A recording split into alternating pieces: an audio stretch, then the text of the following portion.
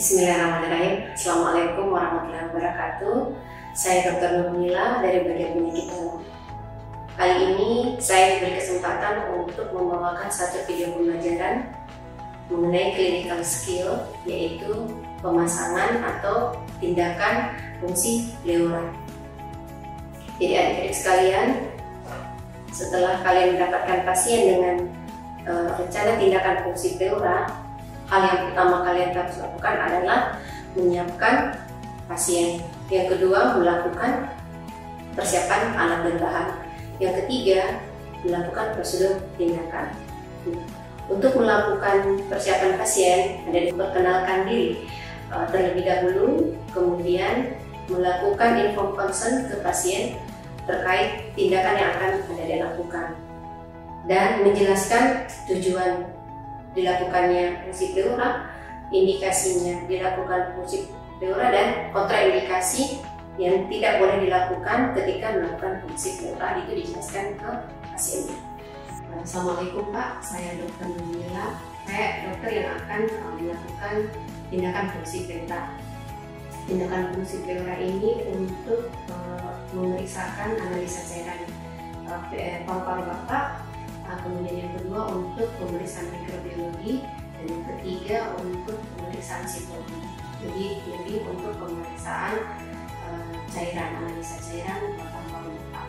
Apakah Bapak bersedia? Setelah kita melakukan inform consent ke pasien, kita akan masuk ke persiapan pasien yang kedua, yaitu menjelaskan tentang indikasi, kontraindikasi, dan mengapa tujuan dilakukan pengambilan cairan tersebut di paru-paru. Setelah tahap persiapan pasien selesai, kita akan masuk ke tahap persiapan alat. Alat apa saja yang harus disiapkan untuk fungsi pleura ini? Inilah alat dan bahan yang kita gunakan saat melakukan keterampilan fungsi pleura. Yang pertama adalah sarung tangan atau handscoon, kemudian alkohol swab, kemudian kateter IP kanul 14 nomor 16, kemudian spuit 50 cc, spuit 3 cc, spuit 5 cc, dan lidocaine HCl sebagai anti nyeri. Lidocaine HCl ini betadine, plester, dan kain kasar. Setelah persiapan pasien dan persiapan alat kita sudah lakukan, kita akan masuk ke prosedur tindakan.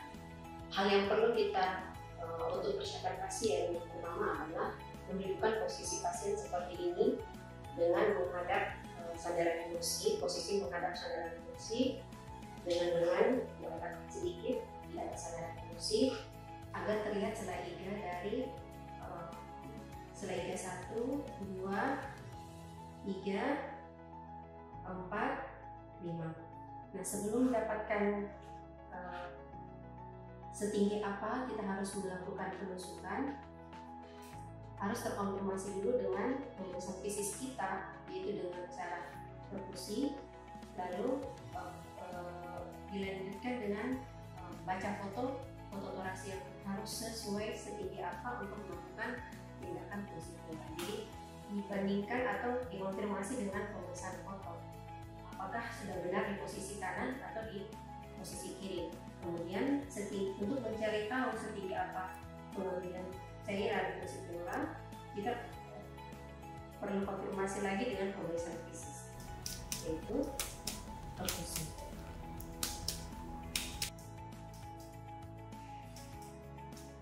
Jika kita mendapatkan setinggi selaiga 5, setinggi selaiga 4 atau 5, maka kita melakukan penusukan di aksila posterior, mid aksila, dan anterior. Penusukan kita beri tanda silang seperti ini.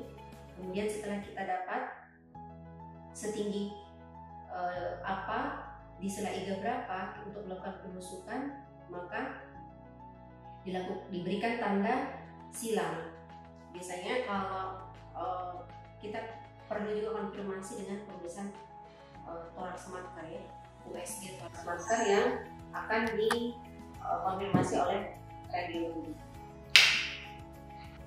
Kita akan masuk ke prosedur untuk tindakan fungsi pleura, melakukan penusukan di rongga thorax posterior.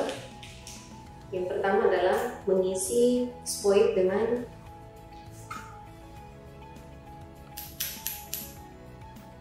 lidocaine, lalu melakukan disinfeksi alkohol dan betadine pada area yang akan dilakukan penusukan. Dan disinfeksi bentuknya sirkular ya, dari dalam keluar, betadine dari dalam keluar. Selanjutnya kita menyuntikkan obat anti nyeri berupa lidocaine HCl secara merata pada bagian dinding toraks posterior sejauh atau sedalam 2 hingga 3 cm hingga terasa mendapatkan tusukan pada pleura. Setelah kita melakukan penyuntikan anti nyeri, kita masukkan 2 hingga 3 cm jarum, lalu kita menarik sphoid, menarik ujung sphoid untuk memastikan ada tidaknya cairan yang keluar dari paru-paru bagian belakang.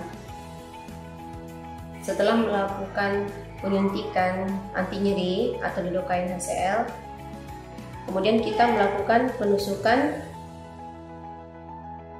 IV kateter atau intravena kateter nomor 16. Kita lakukan penusukan sedalam 2 hingga 3 cm.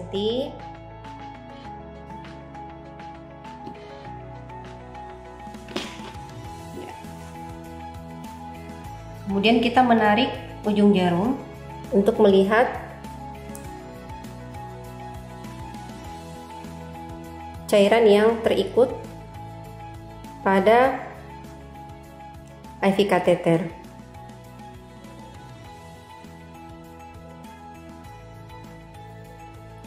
Setelah cairan terlihat, maka kita lanjut memasukkan IV kateter nomor 16 lebih dalam dengan menarik pelan-pelan ujung stilet dari IV kateter nomor 16. Setelah terlihat adanya cairan yang keluar seperti ini, ada cairan yang keluar, maka kita tutup, lalu memasang sphoid 50 cc dan menarik cairan.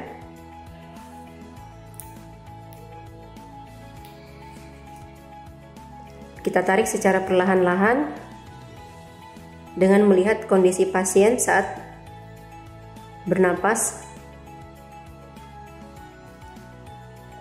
Apakah pasien mengalami masalah baik itu batuk atau bertambah sesak.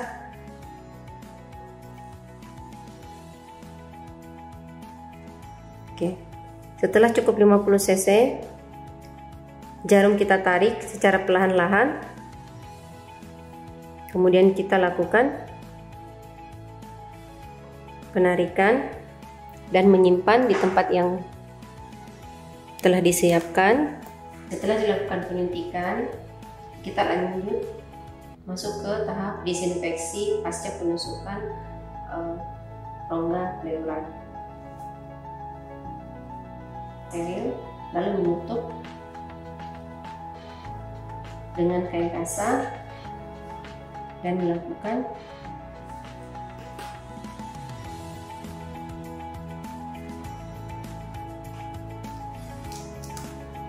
pemasangan plester.